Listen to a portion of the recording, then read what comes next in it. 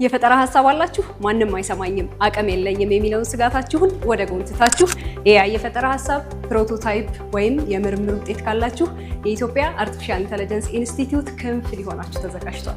ኢንስቲትዩቱ ሁለተኛ ዙር የኤአይ ስታርታፕ ፕሮግራም ምዝገባ ጀምሯል። ሐሳባችሁን ወደ ኢንቨስትመንትነት የምትቀይሩበት ትክክለኛ ጊዜ አሁን ነው። ማን ያውቃል ትልቁን የቴክኖሎጂ ድርጅት በኢትዮጵያ ብትመሰርቱስ? የስታርታፕ ድጋፉ በጤና፣ በግብርና፣ በትምህርት፣ በቨርቹዋል ሪያሊቲ እና አጉመንትድ ሪያሊቲ እንዲሁም መሰል ዘርፎች ሐሳብ፣ የምርምር ውጤት ወይም ለምርት የቀረበ ፕሮቶታይፕ ላይ ትኩረቱን ያደርጋል። በዚህ ስልጠና ስትሳተፉ ምቹና ዘመናዊ የስልጠና ቦታ፣ የባለሙያ ምክር፣ ከተለያዩ ተጽዕኖ ፈጣሪ ሰዎች ጋር የመገናኘት እድል አላችሁ።